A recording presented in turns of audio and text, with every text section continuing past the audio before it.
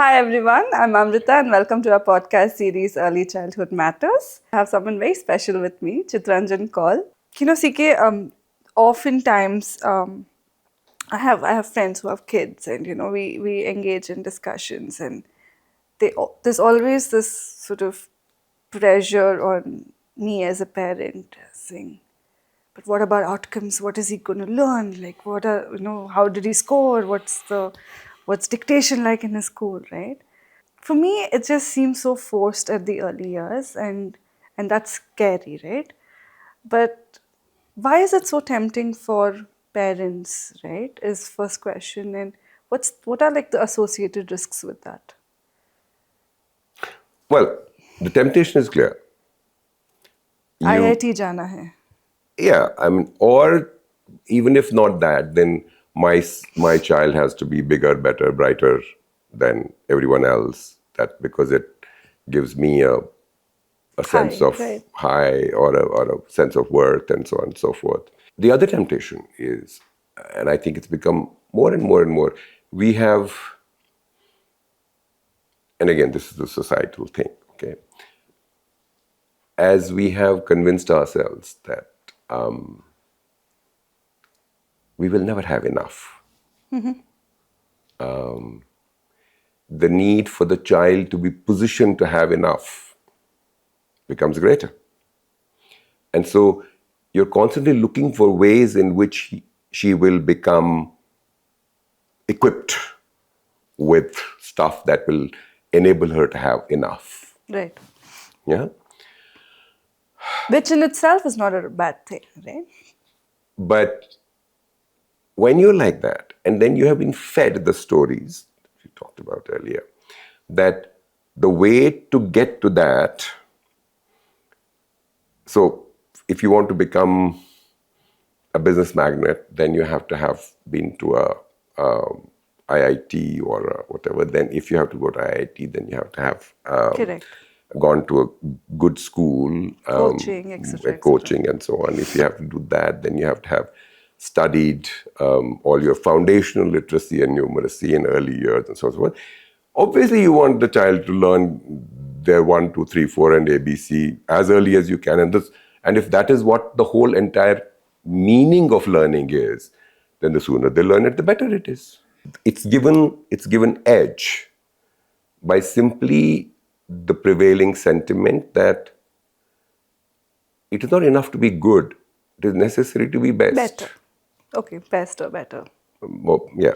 Competitiveness and better. And the fact that there will always be people will grow at their own rates and so on and so forth, it's just disregarded. And so you can see how we got here. That's fairly clear. The problem with it is that much of it is based on an erroneous understanding of what successful people, what pathways successful people follow. First of all, this whole business of if my child learns their literacy and numeracy now, they will end up ahead later, has been disproved by enough science and enough studies that it's no longer a valid thinking. We have this very interesting set of studies which have really struggled with the idea. People went into these early childhood programs, learning programs, where they learned their numbers and they learned their alphabet and they learned words and they did all that stuff. They did all of that stuff. And they were significantly better than their peers who had not been through such a program.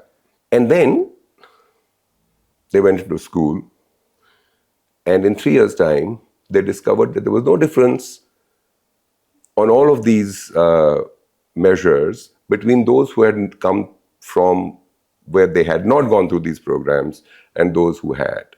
So it's actually got a name in the scientific community. It's called the fade-out effect. So whatever you might have learned there in this way, just your edge, if you like, what parents are desperate to give their children, the edge faded in 3 years. Right. it wasn't there. There was no trace of it. Right. So unnecessary pressure on the child. You took the child through a set of processes which were not very useful for her by the time, and as early as third year fade out. Right? The hope, the fond hope that the child would have a permanent advantage by starting early and learning stuff early of this kind is not borne out by facts. So parents should know that. Among the many things parents should begin to get to know about how children develop, this is one of them. I mean, I'm also sort of wondering if it did not give you an edge, did it adversely affect? Very much. So we call it biological theft, okay? Which basically means that you got the child to work on this. What it did was it took away time and it took away energy. That energy at this time, if you think about our discussions about sensitive periods, the hardwiring of the brain and how the synaptic connections will form different kinds of capacities, etc., took time away from all of that. Those are the building blocks. Those are the foundations of success, future success. And you just spent that time, you just spent that energy, you just made the child spend that energy in things that are going to fade out in 3 years. So it's a kind of self-defeating, self-sabotaging thinking. Right. And again, in the absence of adequate understanding being built at the community level, I don't think we're going to fix it. So that's really we need to talk about this stuff. We need to talk about the fade out. We need to talk about what it does to the child's development of all the other things that we have talked about, agency, executive function, and I feel like this whole sort of idea of, but I learned this way and I turned out fine, seems like such a moot point, knowing that research or there's a body of knowledge that now is telling us these things, right? That is one. I think the other thing, you see, it's like I learned this way and I turned out like this. Do I know what I would have turned out if I had not learned like this? We don't know that. What we do know is that child's energy and time will be diverted into areas that are shown to not be useful. Yeah, my time might also have been diverted in that fashion, and that was not useful, and I turned out like this. Imagine now, who could I have been if it hadn't happened is something interesting to think about. But I think there's another piece there. Right. That's one. One thing is just the biological theft that I talk about. The other is how many children say at class 5, class 4, I hate mathematics. Yeah. How many say I hate science? Great. Right?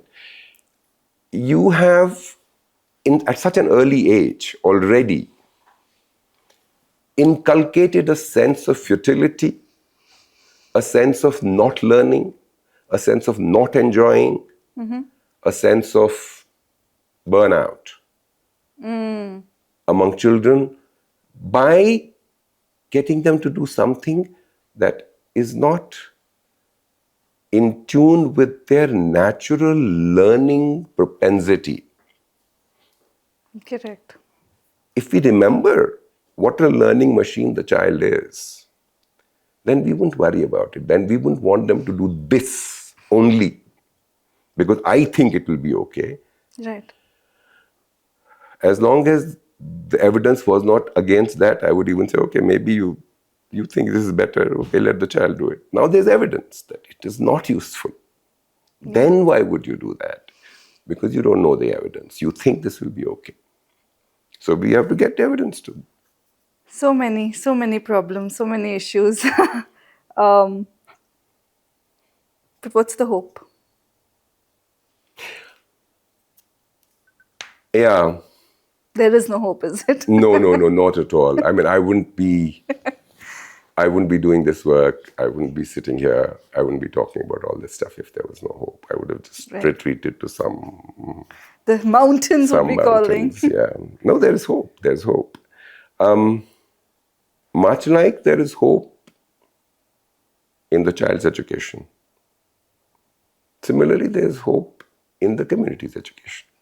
It's been a common thread through all of that we have talked about. True. All of what we have talked about. The crucible that holds the child. It holds it. And the reason why it feels so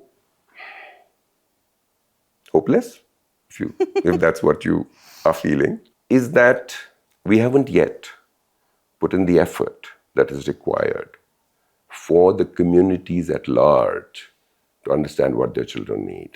I think at some gut level, people understand. It's just pay attention to it and not be seduced by other stuff. Yeah, because it's there in our culture, I feel like, right? As a society.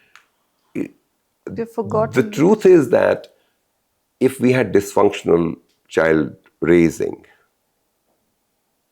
over, the millennia, we wouldn't be here. Yeah. Right? But there's been a distortion of that, and what we need to do is to simply begin the process of learning as a community, as adults, and so on.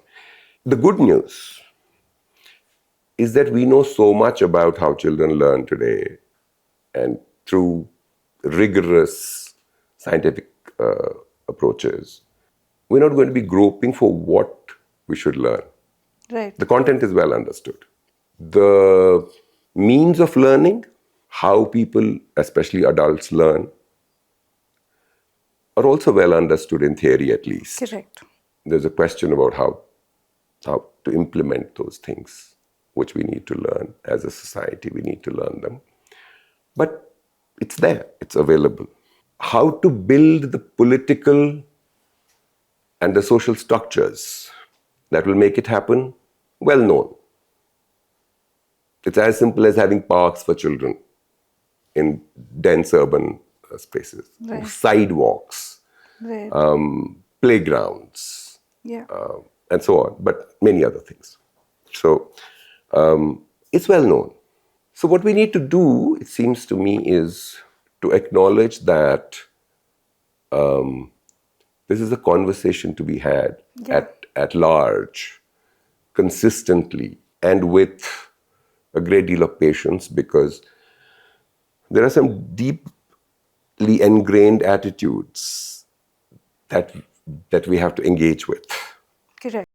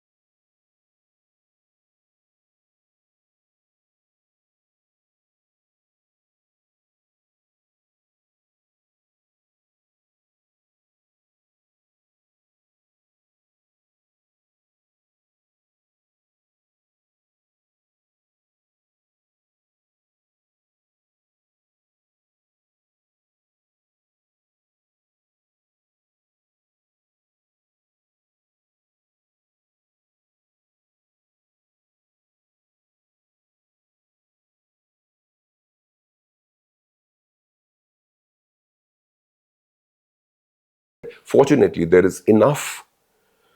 Is there enough noise? There's not enough noise about it. I'm saying there's enough Know-how. knowledge. Right. There's knowledge, there's understanding. And there are little pockets where people are engaging with it. It's not that there's nothing happening. Correct. There are many places where well-meaning people are actually getting together, talking about it, learning from each other, and so on and so forth. And we have to sort of make the place so that those little shoots can become Larger and wider. larger. How do you help people learn something that they are not either ready to learn or feel that they don't need to or don't know that it's useful? Right. Is to learn how to dialogue, is to learn how to give importance to the attitude that says this is not useful, is to give importance to the attitude that says we are okay as we are. I grew up Yeah. fine. And Great. what's wrong with it? So you have to engage with that. I think too much of the what we call capacity building effort simply goes past that. And that's why then we don't know why those people should listen to us, because they're Yeah. not going to listen to us. So dialogue, listening, engaging with the learner's understanding, especially when you're talking about deep-seated attitudes, is a very critical part of how we'll take the next step from here. Capacity building of people, helping them learn something, is like an iceberg. The 10% that shows and is visible from a long distance away, it's glittering and Yeah. it's attractive and so on and so forth, is the training piece. Everyone wants to do it. You go stand there, train people and so on. What happens to most people is they will listen and they might even feel transformed by it while they're in that situation. And then they go back and then they try to apply it in their lives and they come up against challenges that really feel hard. At that time, what they need is someone to hold their hand. At that time, what they need is someone to point out or remind them of why they did it in the first place. At that time, what they need is someone to acknowledge the difficulties that they're having Right. and either at least, possibly provide antidotes to that, or at least simply say, we are working together. And we need people to celebrate successes. So you learn something, you did it and it happened, and you are beside yourself with joy, but it's tripled, quadrupled if you have someone who's dancing with you in celebration of that. We don't do much of that. This whole business of someone being with you in the process of learning is a very critical part of building that capacity. Training is not enough. Training is by far not enough. Right. And our institutions today are not doing that. Institutions are not doing that. They're not staying. Someone will come and Train them. give you a lecture and then walk away. Right. Or they will do even some experiential level training, etc., etc. But then also they'll walk away. Correct. You have to have someone who's Living that reality with them and sort of hand-holding. hand-holding, support, who has the presence to not be overwhelmed by the overwhelm that the learner has. Correct. Because they will have an overwhelm. We know that can be done. Just have to pay attention to it. We know people have that capacity to have the resources to bring to that situation. So we have to create mechanisms and structures for that. So what I'm hearing you say is capacity building is not training alone, but it's long drawn out approach of working with them. Not only is it not training alone, training is probably the least part of it. Correct. The sense of being supported, the sense of being together Right. is very important. The sense of dialogue is very important. Yeah. It's only in dialogue that the learner has the confidence that a real problem is being solved. Yeah, I can imagine. Otherwise, they simply think you are telling your story. That is not solving my problem. Yeah. In dialogue, you see that the problem is being unraveled, moved through, and Serve and is return done. for adults. Yes, very much, very much. Yeah. Those are the pieces that We have the skills, we have the people, we have the content, we have the understanding. We just need to start getting up and doing it. As simple as that. So it's not hopeless at all. Thank you, CK. I think that leaves me with, hope for definitely. If I could ask you just one message that you would like to leave our listeners with, who could be educators, parents, caregivers, about the early years, what would that be? Whoa. One message. Just one. A society that does not look after its children will not survive. Yeah. We know how to look after our children. We can build the family systems, the community systems, the political systems that will make it happen. Let us just wake up and do it. It's time. It's time. So important and so urgent at this point, I feel. Yeah. Thank you so much. I think Thank you for having me. I had such a journey, not just as an educator, as a parent, when you were sharing some of these things. So powerful and really food for thought for us as a community to see how we can sort of prioritize this magical age group, if I say so. Yes. Thank you again for being on the show with us. Thank you again. Bye-bye. Thank you for listening to us today. I hope you had as much fun as I did. Tune in for more enriching conversations because early childhood matters.